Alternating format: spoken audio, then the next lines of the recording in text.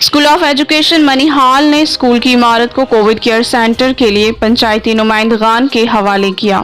इस मौका पर चेयरमैन स्कूल गुलाम नबी कमलाक ने मीडिया से बातचीत करते हुए कहा कि कोरोना की इस वबाई बीमारी से हम सबको मिलकर लड़ना है।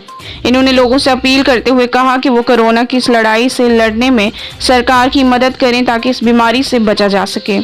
देखिए डेस्क से आशियाना के साथ जहांगीर खान की ये रिपोर्ट। जी एन कमलाक, मैं एक प्राइवेट स्कूल का ओनर हूँ। तो as per request of the sarpanch concerned मुझे कहा गया कि आप स्कूल की बिल्डिंग को खाली करो, क्योंकि ये प्राइवेट बिल्डिंग है, मेरा प्राइवेट स्कूल है। तो इसमें कोविड अस्पताल को हमने इस्टेब्लिश करना है। तो मैंने सरपंच साहब की रिक्वेस्ट पर और आवाम की रिक्वेस्ट पर मैं अपनी बिल्डिंग को खाली करता हूँ, और मैंने खाली करके 10 कमर रूम्स जो है 10 रूम्स में बिल्डिंग जो है कोविड अस्पताल जो कि रिसेंटली अनाउंसमेंट जिसकी हुई है, तो उसके लिए मैंने वो वक्फ कर दिया है।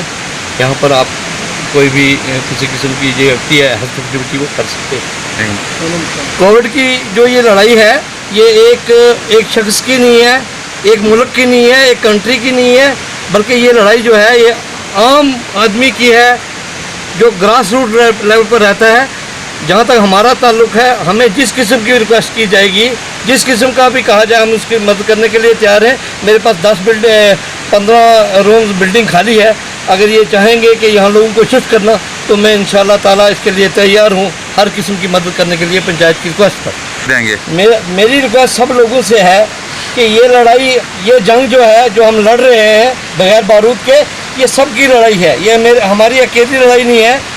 तो इसलिए मैं सबको एक रिक्वेस्ट करना चाहता हूँ अपनी तरफ से कि जहाँ जहाँ पर सरकारी इमारत मौजूद नहीं है, प्राइवेट स्कूल जो है वो भी सरकारी इमारत में आते हैं, क्योंकि प्राइवेट स्कूलों को भी गवर्नमेंट रिकॉग्नाइजेशन देती है, और गवर्नमेंट के रिकॉग्नाइज स्कूल है, गवर्नमेंट की इंस्ट्रक्शन पर चलते हैं।